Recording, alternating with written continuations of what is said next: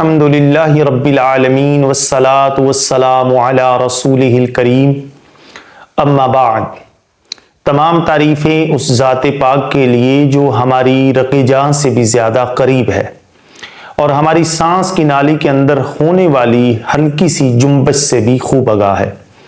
درود و سلام امام الانبیاء خاتم الانبیاء افضل البشر سید البشر جناب محمد الرسول اللہ صلی اللہ علیہ وسلم کی ذات مقدسہ مطہرہ عالیہ پہ آج ہم انشاءاللہ حدیث قدسیہ انشاءاللہ آج سے شروع کریں گے۔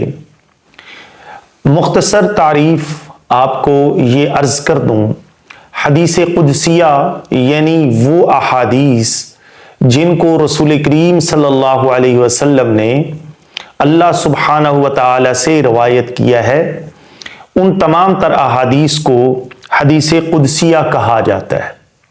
تو آج کی جو سب سے پہلی حدیث میں آپ کے سامنے رکھنے جا رہا ہوں، یہ حدیث صحیح بخاری سے 3276 ہے۔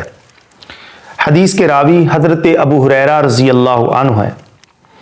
وہ بیان کرتے ہیں کہ رسول اللہ صلی اللہ علیہ وسلم نے یہ فرمایا، اللہ سے روایت کرتے ہوئے، یاتی الشیطان، شیطان آتا ہے احدکم، تم میں سے کسی ایک کے پاس، فیقول، پھر وہ کہتا ہے، من خلق کذا، اس کو کس نے پیدا کیا؟ من خلق کذا، اس کو کس نے پیدا کیا؟ حتی یقول، یہاں تک کہ وہ کہتا ہے، فیقول، حتی یقول، یہاں تک کہ وہ کہتا ہے، من خلق ربک، تیرے رب کو کس نے پیدا کیا؟ یہ شیطان کی طرف سے ایک وسوسہ ہے۔ اب ذرا ہم اس بات کو سمجھنے کی کوشش کرتے ہیں۔ کیا جو خالق ہوتا ہے، جو پوری کائنات کا خالق و مالک ہے، کیا اس کو بھی پیدا کیا جا سکتا ہے یا نہیں؟ سب سے بنیادی نقطہ یہاں پر یہ سمجھنے والا ہے کہ جب کسی شخص کے ذہن کے اندر یہ بات پیدا ہوتی ہے، یہ سوالات اس کے ذہن کے اندر جنم لیتے ہیں، ان سوالات کی وجہ سے وہ اسلام سے منحرف ہو جاتا ہے، جس کو ملحد یا ایتھیسٹ کہتے ہیں۔ تو بیسیکلی وہ شیطان کے پروپیگنڈے کا شکار ہو جاتا ہے، اور شیطان نے تو بالکل اعلانیہ طور پر اس بات کے اوپر اللہ رب العالمین کو چیلنج کیا تھا کہ اللہ، مجھے تیری عزت اور جلالت کی قسم ہے، لَأُغْوِيَنَّهُمْ أَجْمَعِينَ، میں تیرے سارے بندوں کو گمراہ کروں گا۔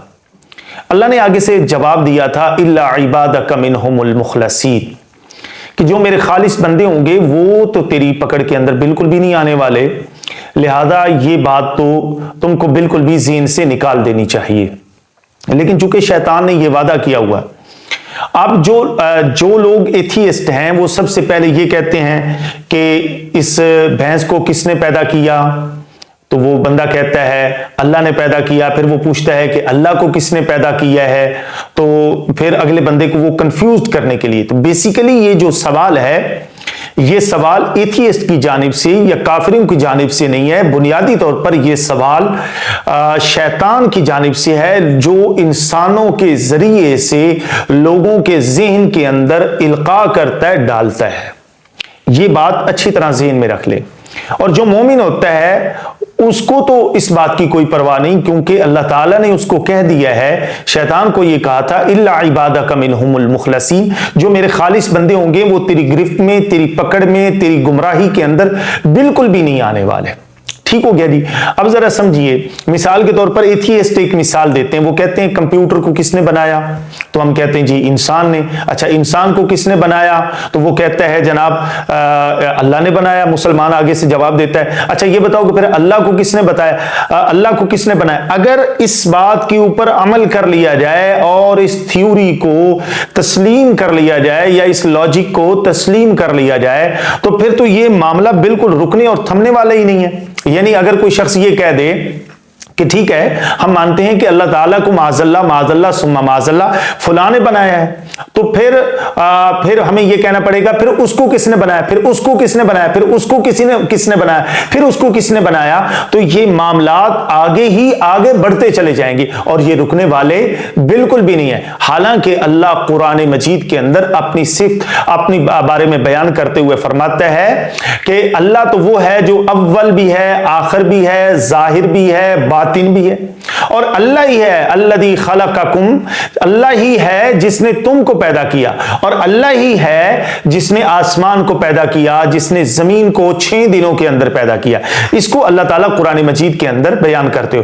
اب کسی بندے کے ذہن میں یہ سوال آگے سے وہ اعتراض کرتے ہیں کہ اچھا یہ بتاؤ کہ یہ اللہ تو مطلب ایسا ہے کہ وَإِذَا قَضَىٰ أَمْرًا فَإِنَّمَا يَقُولُ لَهُ كُن فَيَكُونُ، جب کسی کام کا ارادہ کرتا ہے اس کے لیے کن کہتا ہے، فیکون تو وہ ہو جاتا ہے، تو اللہ نے 6 دنوں کے اندر کیوں پیدا کیا؟ او میرے بھائی یہ سمجھانے کے لیے، یہ استعارہ ہے، اس بات کو سمجھیں۔ کوئی آدمی اس سے گمراہ کرنے کے لیے اس بات کو مطلب اس بات کے اوپر گمراہ کرنے کے لیے لوگوں کے اندر نہ آئے، اور اگر کوئی بندہ اس طرح کا وسوسہ ڈالتا ہے تو پھر یہ بات ذہن نشین کر لے۔ باقی میں اکثر ایک بات کہا کرتا ہوں کہ یہ جو لوگ کہتے ہیں کہ ہم اللہ کو نہیں مانتے، ہم اللہ تعالیٰ کو کیوں تسلیم کریں، ہم اللہ کو کیسے تسلیم کر لیں کہ سائنس نے آج تک اس کو پروو نہیں کیا۔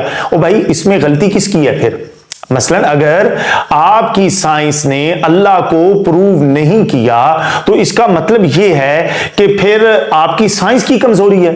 بالکل واضح بات ہو رہی ہے نا، اگر سائنس پروو نہیں کر سکی تو اس کا بالکل واضح اور صحیح مطلب یہ نکلتا ہے کہ سائنس ٹیکنالوجی کے اندر کمزوری موجود ہے، کوتاہی موجود ہے، اور چونکہ وہ سائنس ثابت نہیں کر سکی، لیکن اللہ تعالیٰ اپنی صفات کو اول آخر ظاہر باطن جو اللہ تعالیٰ نے فرمایا ہے وہ کیا ہے؟ اسی وجہ سے تو اللہ تعالیٰ فرماتے ہیں زمین و آسمان کی پیدائش کے اوپر غور کرو، اس کے اندر عقل والوں کے لیے بڑی نشانیاں موجود ہیں، لیکن رسول کریم صلی اللہ علیہ وسلم نے اس کا بڑا شاندار جواب دیا ہے۔ اللہ کے رسول فرماتے ہیں کہ جب کوئی اس طرح کا تمہارے اندر خیال آئے تو آپ کیا کہو؟